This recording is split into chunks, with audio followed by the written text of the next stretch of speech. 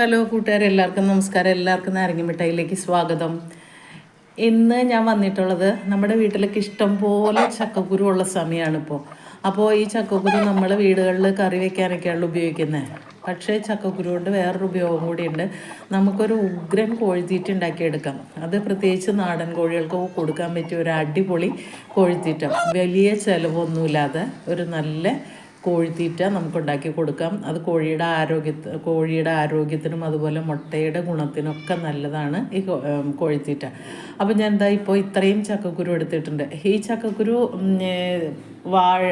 വലിയ മൂപ്പില്ലാത്ത ചക്കക്കുരു നമുക്ക് കിട്ടുമ്പോൾ അത് കറി വയ്ക്കാനൊക്കെ നമ്മൾ അധികം ഉപയോഗിക്കാറില്ലല്ലോ. പിന്നെ ഇതുപോലെ അല്പം കേടായതെന്ന് പറഞ്ഞു കഴിഞ്ഞാൽ കറി വയ്ക്കാൻ പറ്റാത്ത രീതിയിൽ ഒന്ന് വാടിയതും അല്ലെങ്കിൽ ഇതുപോലെ ചുളുങ്ങിയതൊക്കെ ആയിട്ടുള്ള ചക്കക്കുരു എടുത്താലും മതി. നല്ല ചക്കക്കുരും നമുക്ക് എടുക്കാൻ കുഴപ്പമില്ല. അപ്പോൾ ഈ ചക്കക്കുരു നമ്മൾ കളയാതെ എടുത്ത് ഇതൊന്ന് ഉരുളിയിലിട്ട് വറുത്തെടുക്കുക. എന്നിട്ട് ഇത് ഇതുപോലെ തെറ്റിച്ചാൽ തൊലി പോകുന്ന പാകത്തിന് നമുക്ക് വറുത്തെടുക്കണം. എന്നിട്ട് ആ തൊലി ഇതുപോലെ മുറത്തിലിട്ടൊന്ന് തിരുമ്മി കഴിയുമ്പോൾ തൊലിയെല്ലാം പോവും. അത് ചേറ്റി കളഞ്ഞിട്ട് അത്രയും ചക്കക്കുരു എടുത്തിട്ടുണ്ട്. അപ്പോൾ ഈ ചക്കക്കുരു പുഴുങ്ങിയും നമുക്ക് എടുക്കാം കേട്ടോ. അപ്പോൾ ഇനി ആ തൊലി കളഞ്ഞ ചക്കക്കുരു എല്ലാം തന്നെ ഞാൻ പൊടിച്ചിട്ടില്ല. മിക്സിയുടെ ജാറിലിട്ട് ഒരു 1/3 ചക്കക്കുരു ഇതുപോലെ നമ്മുടെ കോഴികൾ എത്രയുണ്ടോ അതിനനുസരിച്ച് ചക്കക്കുരു ഇതുപോലെ ക്രഷ് ചെയ്തെടുക്കുക. കാരണം ഒത്തിരി പൊടിയില്ല ചക്കക്കുരു. പിന്നെ ഞാൻ മുട്ടയുടെ തൊണ്ട് കളയാറില്ല. ആ മുട്ടത്തൊണ്ട് തന്നെ നമ്മൾ കോഴിക്ക് പൊടിച്ച് തീറ്റയിൽ ചേർത്ത് കൊടുക്കുക. അപ്പോൾ കാൽസ്യത്തിൻ്റെ കുറവുണ്ടെങ്കിൽ അതും മാറിക്കിട്ടും. കോഴികൾ മുട്ട ഇടുകയും ചെയ്യും നന്നായിട്ട്. പിന്നെ ഞാൻ എടുത്തിരിക്കുന്നത് നമ്മൾ വേസ്റ്റ് കളയുന്ന കപ്പയുണ്ടല്ലോ, നമ്മൾ പിന്നെ കഴിക്കാൻ ഉപയോഗിക്കാൻ പറ്റാത്ത കപ്പ. അത് കിട്ടുമ്പോൾ ഇതുപോലെ നമ്മൾ തീറ്റയ്ക്ക് വേണ്ടി എടുത്തു കഴിഞ്ഞാൽ കോഴിത്തീറ്റ ലാഭിക്കാം. അതുപോലെ ഈ കപ്പ എന്ന് പറയുന്നത് നല്ല അന്നജം ഉള്ളതാണല്ലോ, സ്റ്റാർച്ചല്ലേ. അപ്പോൾ അത് കോഴിക്ക് കൊടുത്താലും നല്ലതാണ്. അപ്പോൾ ഇത് കോഴിക്ക് തിന്നാനും ഇഷ്ടമാണ്. ഇങ്ങനെ നമ്മൾ കൊടുത്ത് ശീലിപ്പിച്ച കപ്പയാണെങ്കിലും കോഴിത്തീറ്റയിൽ ചേർത്ത് കൊടുക്കാം. അപ്പോൾ ഇത്രയും കപ്പ ഞാൻ എടുത്തിട്ടുണ്ട്. അത് ഇതുപോലെ മിക്സിയിൽ ഇറക്കിയോ അല്ലെങ്കിൽ ഇടികളിൽ വെച്ച് ഇടിച്ചോ നമുക്ക് കോഴിത്തീറ്റയിൽ ചേർക്കാം. അപ്പോൾ ഇങ്ങനെയെല്ലാം കൊടുത്ത് നമ്മൾ കോഴിയെ ശീലിപ്പിച്ച് കഴിഞ്ഞാൽ നല്ല ഗുണമേന്മയുള്ള മുട്ടയും കിട്ടും. കോഴികൾ നല്ല ആരോഗ്യത്തോടെ ഇരിക്കുകയും ചെയ്യും. നമ്മൾ കോഴിത്തീറ്റയ്ക്ക് വേണ്ടി അധികം പൈസ ചിലവാക്കുകയും വേണ്ട. എന്നാൽ നാടൻ കോഴികൾ നാടൻ രീതിയിൽ തന്നെ വളരും. നാടൻ കോഴികൾക്ക് ഒരിക്കലും ബ്രോയിലർ തീറ്റ കൊടുക്കരുത്. പിന്നെ ഞാൻ ഇവയ്ക്ക് കൊടുക്കാനുള്ള വെള്ളത്തിൽ ചേർക്കുന്നത് ഇത്രയും ശർക്കരയാണ്. ആ ശർക്കര നന്നായിട്ട് ഇടിച്ച് പൊടിച്ച് അവയ്ക്ക് കൊടുക്കാനുള്ള വെള്ളത്തിലൊന്ന് കലക്കി വയ്ക്കുക. അപ്പോൾ ശർക്കര ചേർത്ത് വെള്ളം കൊടുത്ത് ഇടയ്ക്ക് എപ്പോഴെങ്കിലുമൊക്കെ ശർക്കര ചേർത്ത് വെള്ളം കൊടുത്തു കഴിഞ്ഞാൽ അവരുടെ വയറ് ശുദ്ധിയാവും. അപ്പോൾ ദഹനം നന്നായിട്ട് നടക്കും. അതുപോലെ തന്നെ കഴിക്കുന്ന ഭക്ഷണം അവരുടെ ശരീരത്ത് പിടിക്കുകയും ചെയ്യും. അങ്ങനെ കോഴിക്കുള്ള വെള്ളം തയ്യാറാക്കി വെച്ചു.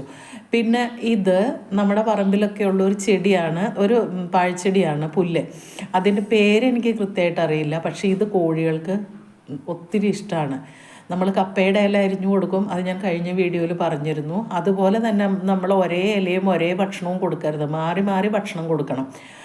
അപ്പോൾ ഈ ഇല നമ്മൾ പറമ്പിലുണ്ടെങ്കിൽ അത് പറിച്ചെടുത്തിട്ട് അതിൻ്റെ വേര് കളഞ്ഞ് അത് അരിഞ്ഞെടുക്കുക. അതിൻ്റെ കൂട്ടത്തിൽ ഇത് എല്ലാവർക്കും അറിയാമല്ലോ, പനിക്കൂർക്കയാണ്. അപ്പോൾ ഇത്രയും പനിക്കൂർക്ക ഇലയും മതി.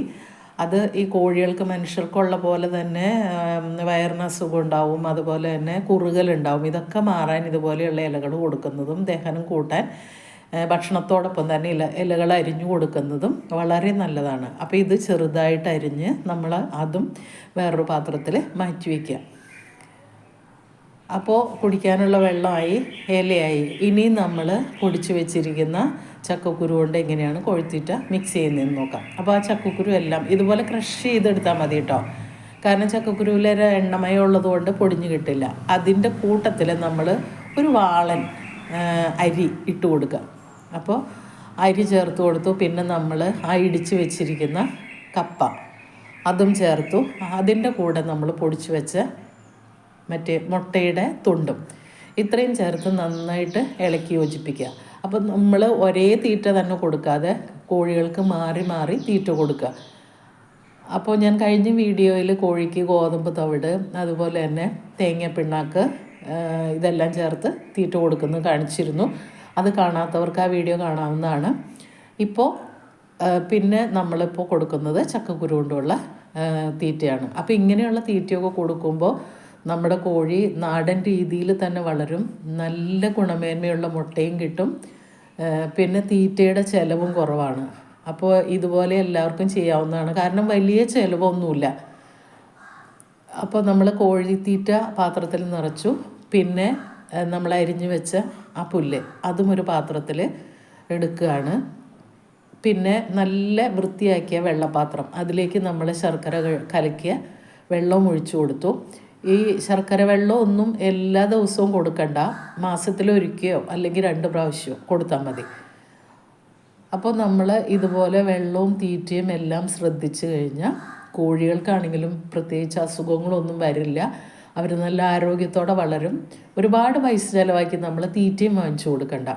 അപ്പോൾ വീഡിയോ ഇഷ്ടപ്പെട്ടെങ്കിൽ എല്ലാവരും ലൈക്ക് ചെയ്യുക, കമൻറ്റ് ചെയ്യുക, സബ്സ്ക്രൈബ് ചെയ്യാതെ കാണുന്നവരൊന്ന് സബ്സ്ക്രൈബ് ചെയ്ത് സപ്പോർട്ട് ചെയ്യുക. വേറെ വീഡിയോ ആയിട്ട് വരാം. Thank you.